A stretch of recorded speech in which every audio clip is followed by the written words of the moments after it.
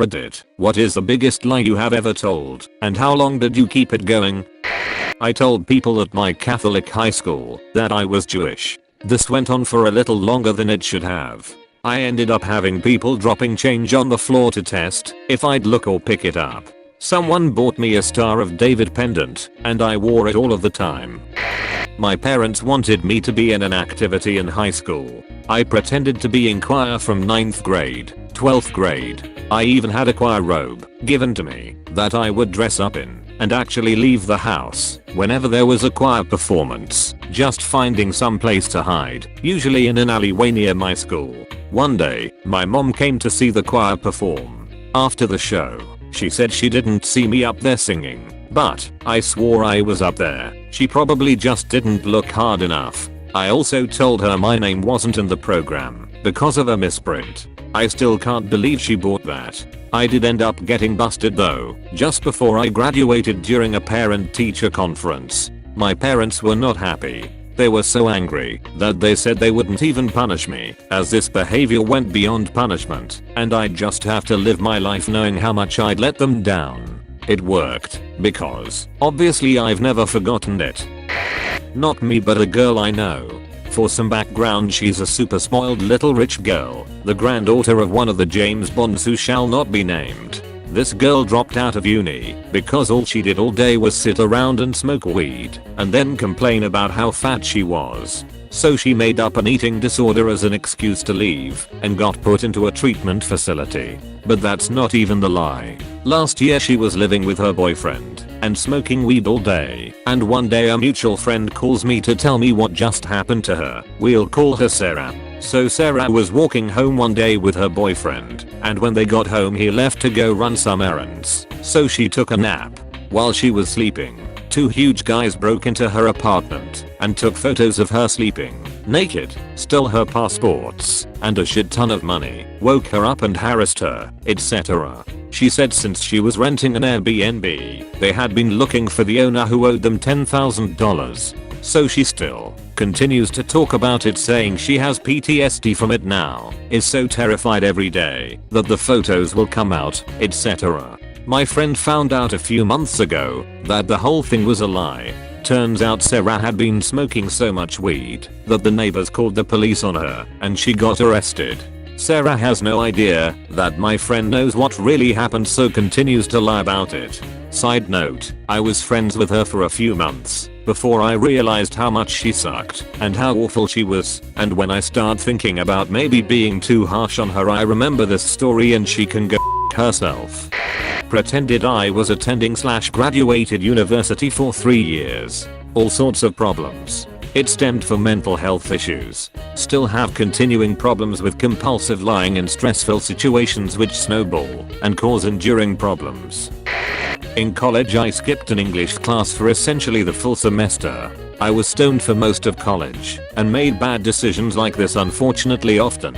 While I was skipping, the original instructor had a heart attack and was replaced. Right before finals I went to the replacement and explained that the reason why I was absent for pretty much the entire semester was because I had mono. She took pity on me and allowed me to write a couple papers to make up for my extended absence, and I passed with a C. I failed my Master of Science.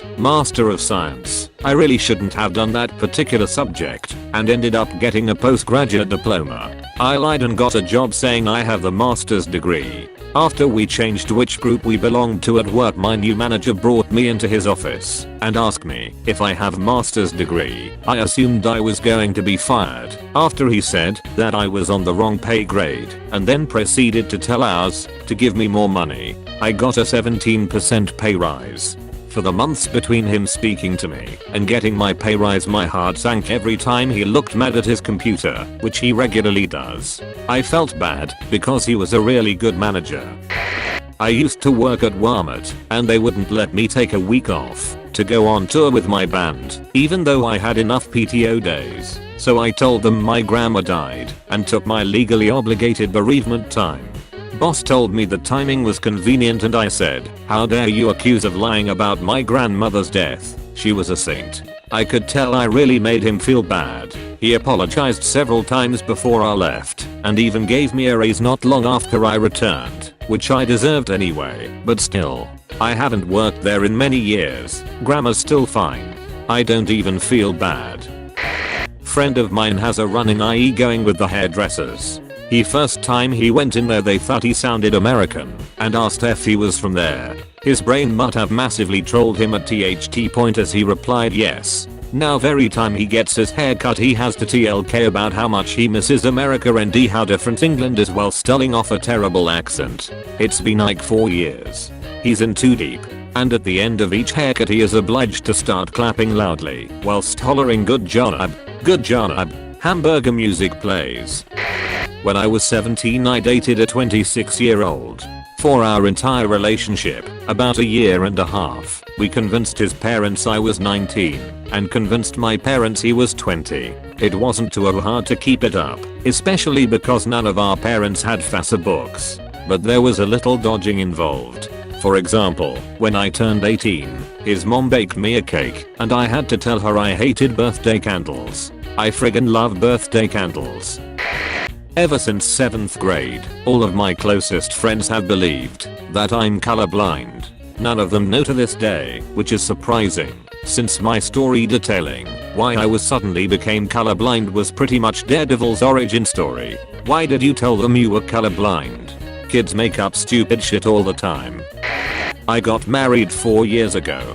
There's this guy at work who's one of those people, the type that keep asking you when you are planning on having a baby once you're married. Since we didn't really have much in common and he heard I got married, that's the only thing he could come up with to start a conversation.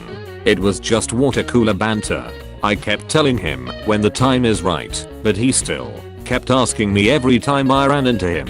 So, any kids on the way? Hey, expecting anytime soon? Any plans on having a baby? I got sick of it. One day I just told him yes, she's pregnant, we're having a boy. I figured it would shut him up. I was so wrong. Jacob is 2 years old now. He started teething. He said his first word. He keeps us up at night. And he doesn't exist. I've told my wife about this and she thinks I'm an idiot. At this point, there's no looking back. One night I was slightly drunk in a noisy place with my friends and I was telling how alcohol and fried foods abuse gave me slight heart issues and I had to cut back on the stuff, and the coolest of my friends misheard what I said and thought I had a heart attack at 24, and he was amazed like it was the most radical and awesome thing ever. Since then I kept the myth alive and everyone around me thinks I had a heart attack at 24 from too much booze, burgers, and fries. It was just moderate tachycardia that quickly went away when I stopped getting drunk twice a day and eating my weight in mayonnaise at every meal, but the legend lives on. When I met my girlfriend I told her I smoked because I thought it'd make me look cooler. Yes, I know it's a dumb thing to say, and that I would stop if she didn't like it. 3.5 years later, and she still thinks I quit for her. I feel like such shit whenever the topic comes up and she tells me how proud she is of me, but it's gone on for so long I just gotta smile and say it was nothing. It actually was nothing, lol. That I loved my ex. Kept it up for 2 years because I was convinced he would kill himself if I broke up with him. He was awful to me and everyone around him, but it seemed relatively clear to me that my alleged affection for him was one of the only thing that gave him a feeling of self-worth. I've been in a similar situation, and for everyone out there who is still stuck, break up, don't look back. If he/she does commit suicide, it's not your fault, no matter what their family or friends say. Your own life is too valuable to be wasting time on some pathetic asshole. Everything I tell my hairdresser is a lie. It started 1 year with her asking if I was seeing my mum on Mother's Day. We haven't spoken in years as we have a very toxic, dysfunctional family, and I don't want to share the details with strangers, so I said no. She lives abroad. The next appointment I told her she lives in Cyprus. We visit often. There's a pool. 4 years later I have a whole different life. It's hard keeping track of it. I'm tempted to find another hairdresser, but she's the only one who doesn't leave brassy roots. That sounds stressful. 4 years, the women who did my pedicures called me Hannah, not my name. The first time she did it, I failed to correct her, so I just went with it. It went on for years, until someone called me by my actual name.